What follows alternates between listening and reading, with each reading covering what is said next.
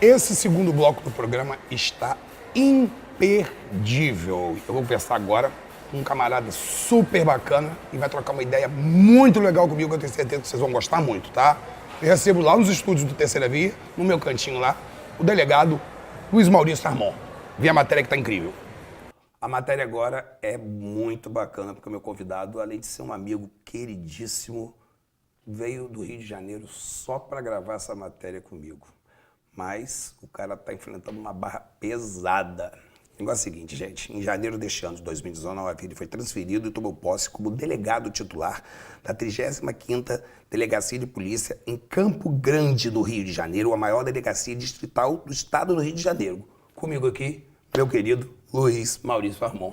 Fala, amigão, tudo bem? Que felicidade de ver, cara. Faz tempo de ver, bicho. Pois é, trabalhando direto. Eu imagino mais do que nunca, rapaz. Pois é, até acaba tendo pouco tempo, né, pra gente aparecer, pra visitar os amigos. Você veio hoje, me viu um pouquinho e vai voltar daqui a pouco. Pô, não tem jeito. Muito trabalho, muita cobrança. Muito obrigado por ter aceito meu convite, ter essa disponibilidade, essa gentileza de ter vindo aqui bater um papo prazer. comigo. Tá? Prazer todo meu. Obrigado. Amor, quantos anos atuando aí como delegado? 19 anos. 19 anos. Bastante tempo na polícia. Você saiu em janeiro da delegacia de Guarulhos, área conhecida aqui como ser um dos maiores índices de homicídio aqui, mas você tá numa delegacia que é punk o dia inteiro e qualquer dia na semana que é Campo Grande. Fala um pouquinho pra gente como é que é a situação lá. Isso foi até uma consequência do próprio trabalho que a gente desenvolveu aqui, justamente por ser uma delegacia de alto índice de homicídios, de alto índice de tráfico. E nós desenvolvemos a primeira ação de intervenção federal do Exército lá na localidade de Guarulhos. Então, o serviço chamou a atenção e me designaram essa missão.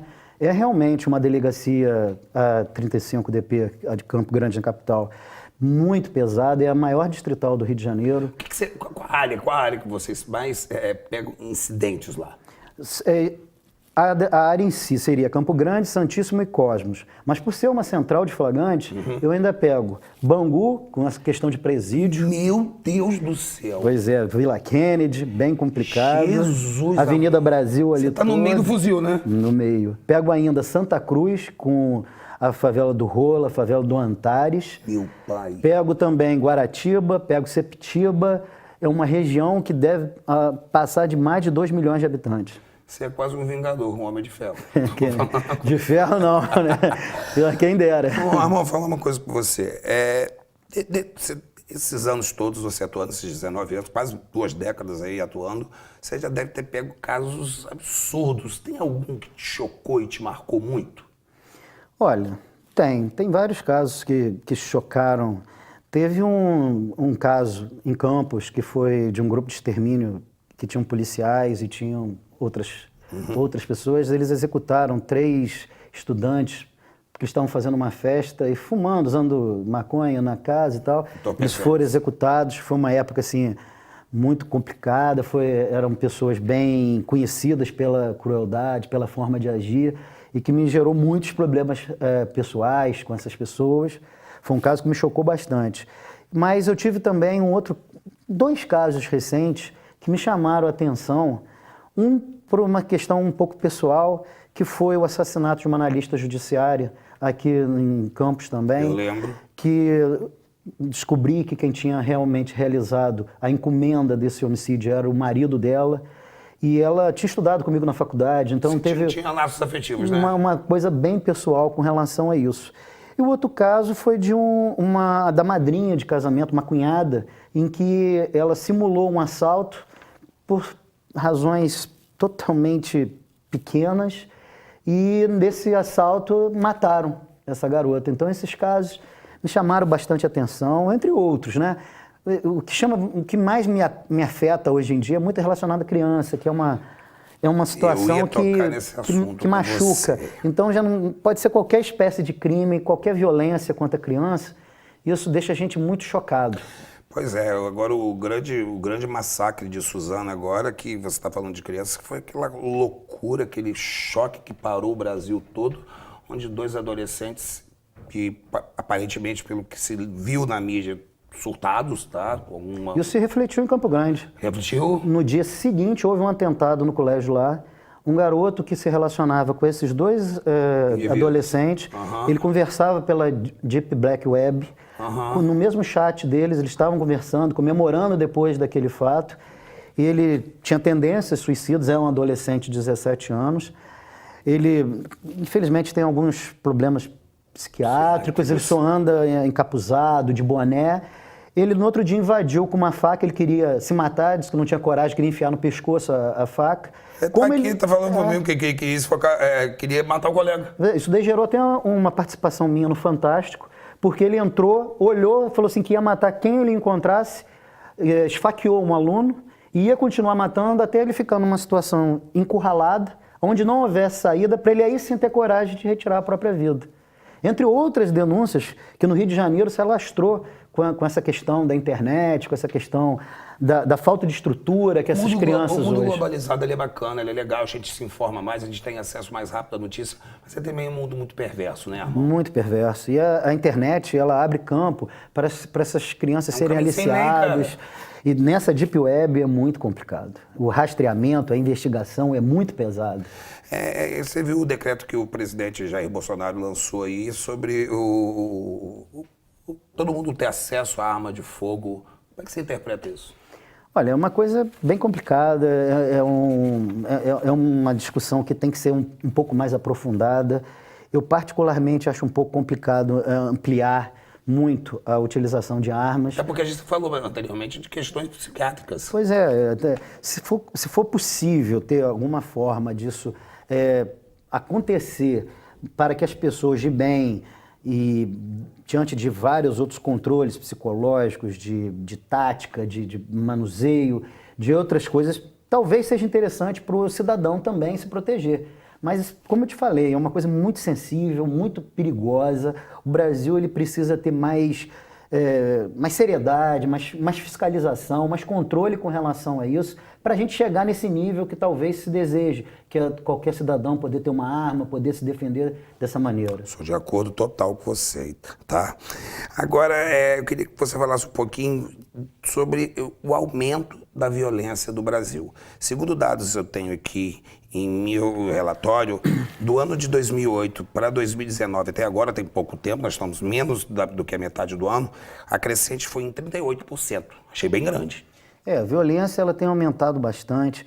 Acredito que no Brasil isso seja uma decorrência também da crise financeira, da crise econômica que nós passamos. Concordo com você. Porque o pobre, ele olha as outras pessoas, ele repara, ele vê televisão, então ele vê a riqueza circulando. Claro. Ele fica com vontade de ter um carro bom, de ter acesso a lugares bons, a viajar. E a falta de possibilidade dele ascender socialmente, dele ser integrado a essa sociedade, vamos dizer, média alta, né? Que possa ter pelo menos acesso a esses consumos, ele vê que não tem chance e ele começa a falar assim, eu sei que eu vou morrer cedo, mas eu vou fazer viver bem. tentar. Vou tentar, vou ver, posso ser que eu me dê bem. E, como eu te falei, muita gente sem estrutura familiar, muita gente sem capacidade mental adequada para entender as consequências da vida e acaba entrando e você vê muito hoje, muito adolescente realizando crimes. As crianças estão realizando crimes. Eu já peguei uma criança de 10 anos com uma pistola 45. Que é isso, cara? De alta letalidade, de alto poder destrutivo, traficando e com conhecimento. Não é... Você vê que é uma criança já maliciada, já moldada para o crime. E não é uma, você acha que isso vem duas. de casa, cara? Com que ela vê, com que ela presencia? Também vem. Eu já prendi uma vez um garoto que tinha inclusive matado um policial. O pai... Quantos anos? Ele tinha 17 anos. Meu Deus, muito novo. Menor de idade. Menor de idade. O pai estava acompanhando o depoimento do filho. Você viu o orgulho. Você via a forma como ele comentava as coisas que o filho falava. Respeito do comportamento. Como se estivesse dando uma força, como se estivesse... Que louco. Você fica assustado. Surreal, cara. Surreal. O pai é envolvido com a criminalidade, era envolvido com o tráfico de drogas. Tinha passagem, né? Tinha, era envolvido. Estava ali mesmo de apoio, porque naquela situação não tinha como prender. Então o que o filho falava era lei, né? Nossa, fiquei horrorizado. E tinha acabado de matar um policial. Meu, que loucura, cara. Que loucura. Matado um policial, foi preso em flagrante. Olha só, muitos dos jogos de videogame, inclusive eu fiz uma uma matéria há pouco tempo em minha coluna aqui no Terceira Via, falando que a classificação nos jogos deve ser um assunto em questão a ser discutido. Porque tem jogos de matação, onde você está em primeira pessoa, na frente você só vê o fuzil, ou vê o arco e flecha. Você acha que isso influencia muito na idade do que uma criança começa a jogar esse tipo de jogo? Eu acho que a educação como um todo, ela deve ser bem observada, tanto pelos nossos governantes, pelas pessoas que aplicam ela, como também pelos pais, pelas pessoas que estão próximas dessas crianças. O videogame, o acesso a determinadas orientações na escola, em casa, tudo isso se reflete.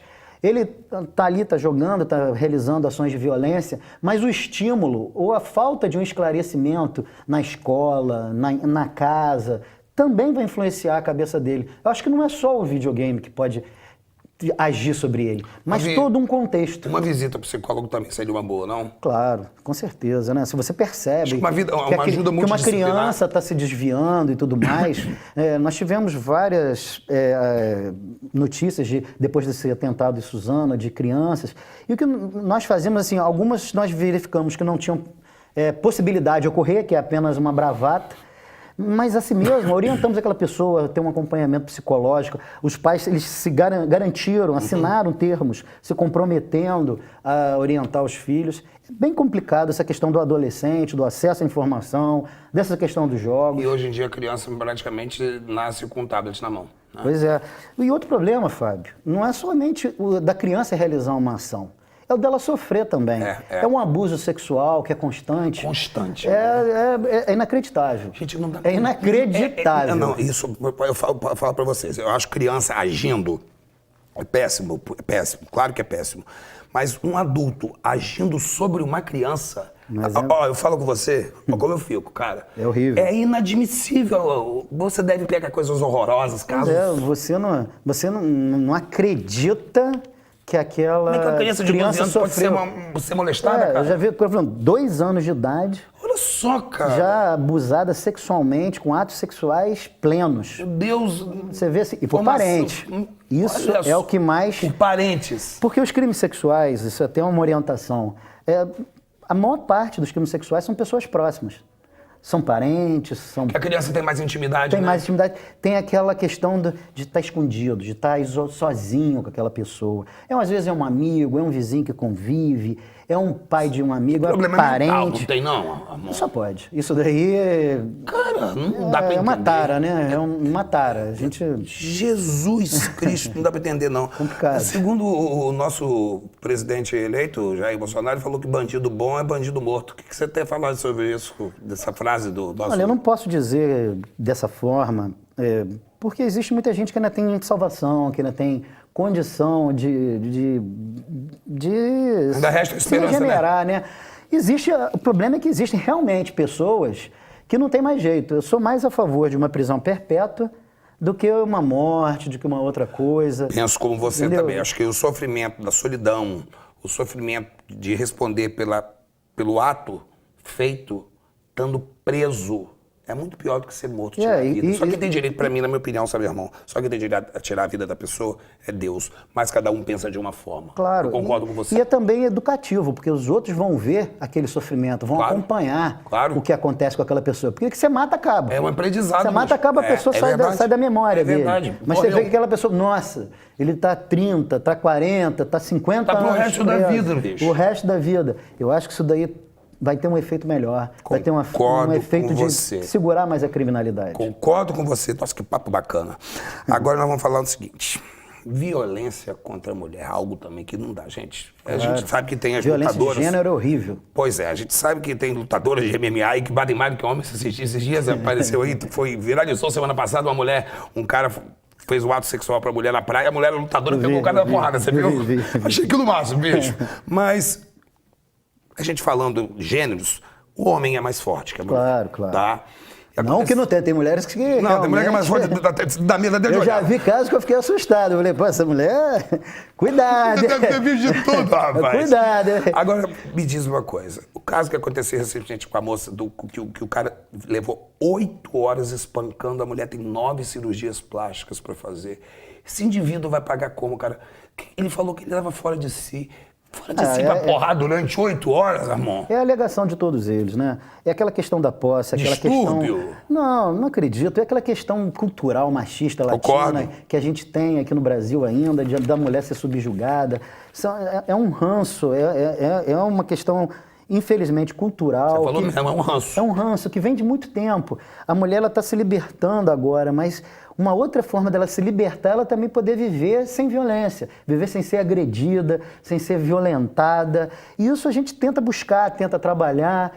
Recentemente, essa semana foi aprovada uma lei em que os delegados, nas comarcas onde não tem juiz, eles vão poder aplicar uma medida de protetiva da Lei Maria da Penha para as mulheres, para efetivar com maior eficiência. Eficácia, né?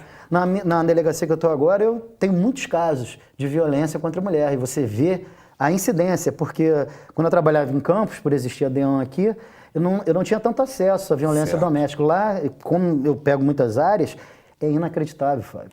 É inacreditável. Não há um dia que não haja uma violência contra a mulher. O maior é o espancamento? É o maior espancamento. E a questão da honra, né? As ofensas, a injúria, isso daí estão sempre... E as ameaças. São crimes assim que geralmente estão acompanhados. Ele vai ameaçar, é o grande fato, a ameaça. Às vezes ele ameaça, ele ofende e ele agride, quando não mata. E vem geralmente de cônjuges, não? Claro. Geralmente são ciúmes, são questões de posse, a pessoa quer sair daquele relacionamento, outra pessoa não aceita, não dá essa liberdade, ele se sente ofendido da pessoa ter uma outra relação. Será que o homem não pensa que ele ainda é o maioral no mercado de trabalho, ele já acha que a mulher ainda não tem o lugar dela? Pois Isso já acabou, cara. Já acabou, mas os homens... Eu tenho uma amiga que é uma super delegada, deixa eu mandar um beijo pra ela, que é a minha querida Mala, que vai aqui de Thanos, tá? Mala, que é uma amiga de infância. Conheço. Tá, Mala, trabalhei com ela já. Eu chamo Mala de lá, que age lá em Fortaleza, com maestria, é uma delegada de pulso. De pulso, sim. Isso daí é o que nos ajuda, né? Tem profissionais que estão até aqui em empenhados. Campos mesmo, a Natália Patrão também Claro, tá agindo muito bem. Sim, tem muitas delegadas competentes, que são capacitadas para isso. Mulher também tem seu lugar no mercado, com toda certeza. Com certeza, tem que ter se igualar. Nós vemos, eu vejo na polícia também policiais, tanto delegados quanto agentes, agindo perfeitamente, com muito profissionalismo. Hoje eu tô meio duro em estrada, rapaz. Eu correto, eu tinha esquecido, eu tinha descido para comprar alguma coisa, eu esqueci de botar o cinto, rapaz, uma mulher deu uma dura, eu fiquei mais com medo do que homem, rapaz. O jeito delas falar assim para nós, assim, que somos homens, às vezes nos choca, né? A gente tá acostumado o cara bota mais suave, cara. A mulher chega pesado. Manda bem, a gente obedece até mais, né? A última palavra é sempre da mulher, né? Pois é, amor, a gente vai ter sempre que acatar a vontade dela. Pois é. Outra coisa que eu queria perguntar a você, a ação terminou com um músico morto recentemente no Rio de Janeiro, e isso mostra um pouco da falta de treinamento de alguns militares por conta de orientação dos disparos de fuzil. Queria que você falasse um pouco a respeito disso. Fábio, eu acho que são dois aspectos. A polícia ela também age com excesso. Já tivemos casos de policiais fuzilarem veículos de outras pessoas também sem nenhuma motivo real de ameaça e tudo mais. Mas do impulso. Exato. É aquela cultura da violência. Ele está sempre vendo o outro como inimigo. Então, qualquer ação que saia um pouco daquele padrão, ele encara como inimigo. Isso é um aspecto que serve tanto para o Exército, serve tanto para a polícia. Agora, é evidente que o Exército ele tem um treinamento totalmente diferenciado da polícia. Nós da polícia, nós temos que ter mais cautela, mais tato. Nós não podemos ser tão lesivos à sociedade. Claro. Nós não podemos ser tão agressivos. Na realidade, o objetivo é que você aproxime a sociedade da polícia. Com toda certeza. É o que a gente almeja, é o que a gente pensa em chegar. Só apaziguadores. Exatamente. Somos estabilizadores sociais para que entre os outros agentes, que é o poder público, com educação, com esporte, com saúde, para poder equilibrar a nossa vida social. Só que o Exército ele tem um treinamento mais voltado ao combate. A gente entende, é a proteção do nosso Estado, do nosso país. Né? Então, o treinamento deles é de uma eficácia lesiva muito maior. O que eles pensam é ir lá, dominar e acabar. Exterminar a situação. Então, eu acho que além disso tudo, além dessa questão, nós temos que ter um treinamento. Se é para empregar, que sejam treinados de maneira específica para isso. Porque aí sim nós vamos poder ter ações mais cuidadas, mais preparadas, que eu acho que isso é importante.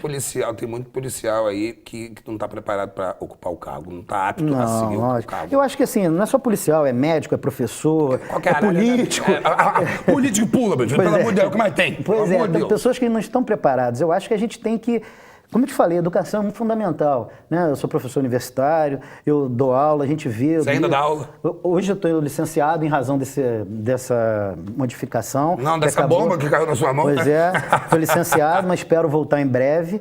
E eu lido, né, muito com adolescente, você vê que precisa ser moldado, que precisa ser trabalhado. Sempre, Armon, em conversa que eu sempre tive quando você estava aqui, que eu já fui à sua casa várias vezes, a forma como você lida com as situações, você lida de forma muito sensata, com frieza, tá? Claro, você tem que ser imparcial, mas de forma muito light na hora de falar, de levar o caso à frente. Isso faz de você faz de você todo o diferencial.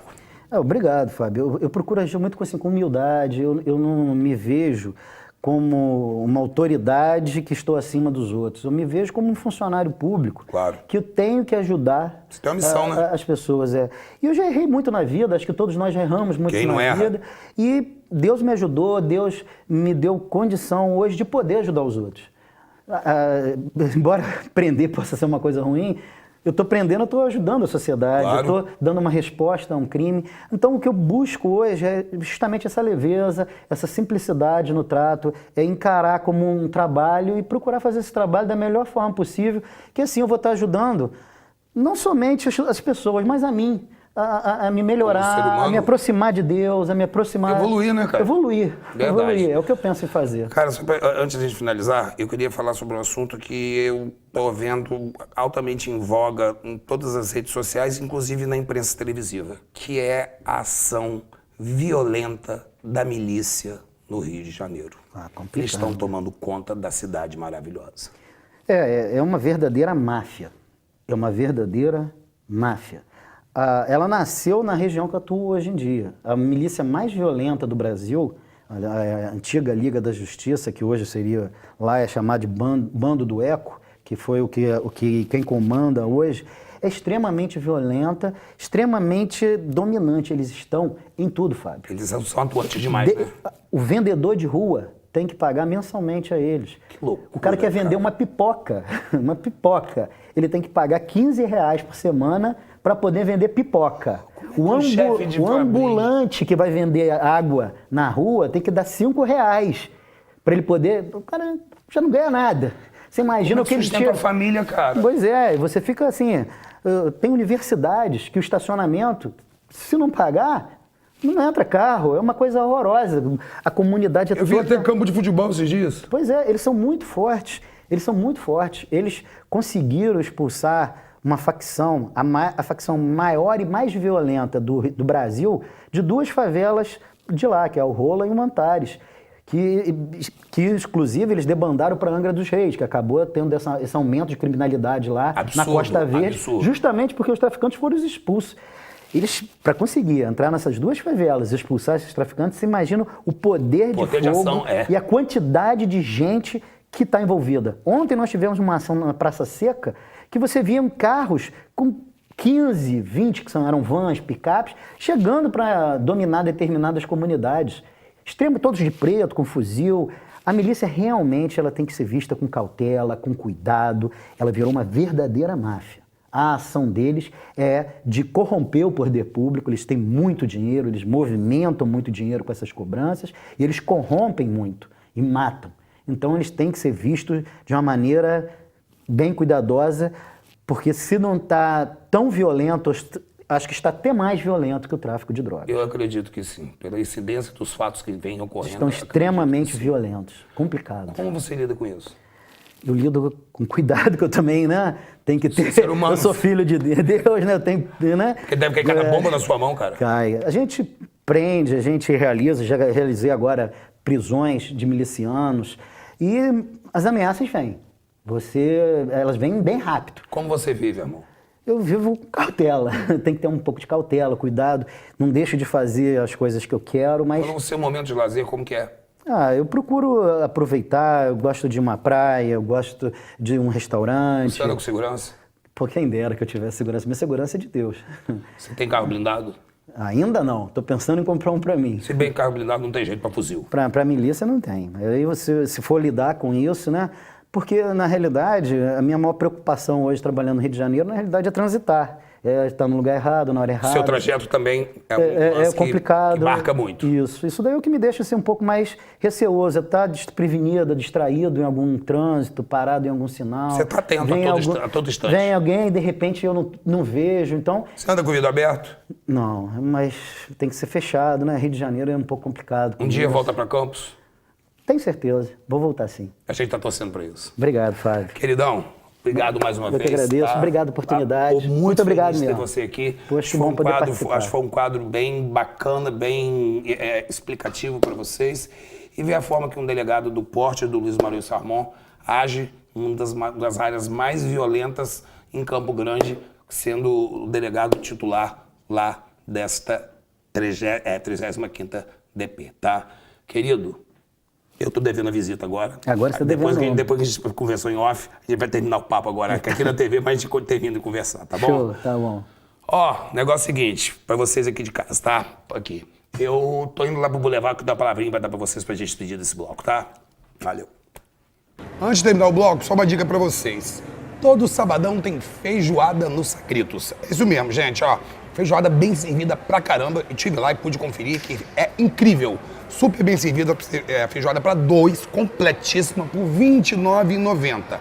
E tem promoção pra vocês, ó. Long neck 6, um baldinho com 6 long necks Budweiser por R$ 36,00. E a Skol Puro Malte 600 a R$ 7,90. Reserve sua mesa aqui pelo telefone, ó, 22 2735 2525. E vá curtir muita música boa no coração Avenida Pilinca, tá? Sagritos Botequim, mandando ver com uma feijoada de responsa todo sábado a partir do meio-dia, tá joia? Segue a gente aqui nas redes sociais e tem todas as informações quem serão as atrações das semanas, que cada semana a gente alterna um artista diferente. Mas não deixe de conferir. Meio-dia, feijoada R$ 29,90 é no Sagritos Botequim. Show? Tô voltando no próximo bloco. Sai daí não.